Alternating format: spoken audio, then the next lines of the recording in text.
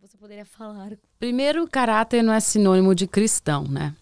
Então, muitas pessoas acham que porque elas vão para a igreja, ou que elas têm um novo nascimento, ou que elas até são batizadas no Espírito Santo e tudo mais, que elas têm um bom caráter. O caráter, ele é muito além do nosso, da nossa fé, né? Ele é a nossa essência como ser humano. Então, uma pessoa até às vezes que nem conhece a Cristo pode ter um caráter bom. Né? Muitas pessoas. Sim. Né? Eu conheço muitas pessoas que são, nossa... Porque o caráter, ele é formado numa pessoa entre 0 e 5 anos de idade. E depois ele é moldado, especialmente entre 5 anos até 12 anos de idade. Então, dependendo do ambiente que você foi criado, dependendo da escola que você frequentou, do bairro que você cresceu, dos valores que os professores da sua sala de aula te ensinaram, dos valores que a sua mãe e seu pai ensinaram, a avó, tio, amigos, enfim. Tudo isso moldou o seu caráter. Então, a transformação do caráter, ela é muito mais profunda do que uma transformação de um comportamento. Então, o comportamento é uma coisa bem superficial. Então, vou parar de fumar, eu vou parar de, sei lá, vou parar de ser preguiçoso, vou acordar mais cedo. Coisas desse tipo são mais fáceis de mudar. Mas o caráter é, por exemplo, a intenção do coração, a motivação. Isso, né? Então, que é uma coisa meio... Isso, é bem profundo, que ninguém vê a não ser Deus na gente. E esse lugar, para ser transformado, ele precisa, da nossa vontade de querer mudar. Número 1. Então, por exemplo, se eu orar por alguém, a pessoa não vai ter o caráter transformado. Por exemplo, ela não recebe um caráter transformado por imposição de mãos. Ela pode receber cura através da imposição de mãos, ela pode receber o toque do amor de Deus. Mas um caráter transformado, ela precisa decidir, eu quero melhorar. E todo traço de caráter vem de uma mentalidade, né? Então, você pensa de uma forma. Então, o caráter é composto de 4 coisas. Os valores, né? A sua ética, as suas crenças e a sua índole. Então, são essas 4 coisas que compõem o nosso caráter.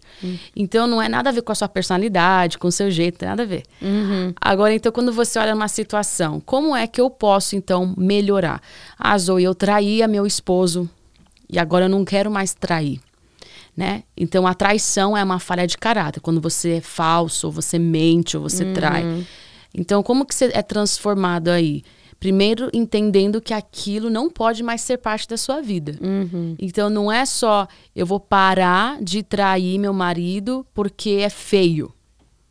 Sim. Aí que a gente entra no lugar mais profundo. Você não vai parar porque é feio. Você vai parar porque isso não condiz com a natureza que Deus tem para você. A natureza divina que Deus colocou em você. Muito bom. Então, é uma troca de pensamento. Então, tá escrito que a gente precisa ser o quê? Renovados, né? A gente ser transformados pela renovação da nossa mente. Então, a gente precisa mudar a maneira como a gente enxerga as coisas. Como a gente enxerga a si mesmo e como a gente enxerga o próximo. Então, uma jornada de transformação de caráter, ela é longa. Mas ela é super possível. Só que ela precisa começar com a nossa própria vontade e com a ajuda do Espírito Santo para nos lembrar quando a gente está pensando uma coisa que não deveria estar pensando. E terceiro, ter pessoas ao nosso redor que nos possam, talvez, trazer uma segurança para a gente e a gente prestar conta para eles. Tipo, olha, eu tô voltando para esse lugar de pensamento e eu preciso retornar para um lugar positivo, como você mesmo fala, da metanoia. Eu preciso trocar meu pensamento para que eu não venha cair novamente nisso. Então, posso dar um exemplo? Pode, claro. É que eu tô falando muito. Não, eu tô amando. E era isso mesmo, porque a minha dúvida era, né, esse caráter tão destruído, uma pessoa que viveu, sei lá, 30, 40 anos, ele pode? Pode, sim, como? E aí você tá trazendo todas as ferramentas, isso é incrível. Eu estava ajudando uma pessoa, um rapaz, que mentia de uma forma, assim, patologicamente. Tipo o filme Mentiroso? Gente, aquele filme, quando eu era criança, eu ficava inconformada, eu falava, como que uma pessoa... A caneta era azul, ele fala, né, é vermelha, vermelha. Ele não conseguia falar a verdade. É muito. Você acha que não existe isso, mas existe, né? Sim, mas, por exemplo, esse rapaz, ele mentia onde ele tinha estudado, ele mentia que tinha namorada e não tinha, Ele postava coisas como se era amigo de alguém e não era. E ele tinha sérios problemas de mentira. Então eu fui conversar, ele veio me procurar e falou: Zoe, eu quero parar de mentir. Eu não aguento mais, eu sou seu aluno e eu quero parar de mentir. E eu falei pra ele: tá bom, me conta a sua história. E ele não sabia o que contar. Eu falei: me conta a sua família. E dele falou: então, o meu pai e a minha mãe, eles são pastores e eles lideram casais. Só que o casamento deles é uma farsa. Ok? Então a gente tá vendo aí que ele aprendeu esse padrão. E daí falou assim: todo Natal a gente tira foto como se fosse uma família feliz. E meu pai maltrata a minha mãe maltrata meu pai. E eles na igreja se tratam bem na frente dos outros, mas eles nem estão mais juntos de vida, eles nem têm uma vida junta. E daí eu falei pra ele: ok, então o que você tá vendo repetindo na sua vida? Ele falou assim: eu acabo ficando muito inseguro. Porque eu não vejo um casamento feliz em casa, isso traz insegurança pra uma pessoa. 2, eu quero muito acertar na vida.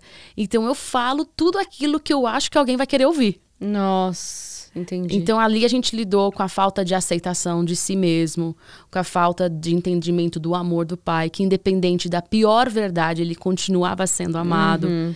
E daí eu falei: agora o que você quer fazer na prática? Ele falou assim: então eu menti pro meu chefe a semana inteira. Daí eu falei: então você vai confessar o que você mentiu essa semana. E daí ele começou a confessar as mentiras dele pro chefe dele. E eram mentiras bobas, sabe? Como: não tinha o Starbucks lá pra você. Na verdade, não é que não tinha. Ele não foi. Ele não foi. Então eram essas pequenas coisinhas que ele foi e confessou. E graças a Deus ele não perdeu o emprego dele. E ele entrou nessa transformação de caráter. Muito bom. E hoje ele fala: Zoe, eu tô muito melhor. Eu comecei a encarar a vergonha das minhas verdades. Né? Uau, muito bom. Então as pessoas mentem não necessariamente porque elas querem mal pro outro. A maioria das vezes é porque elas têm medo ou vergonha da verdade. Muito bom.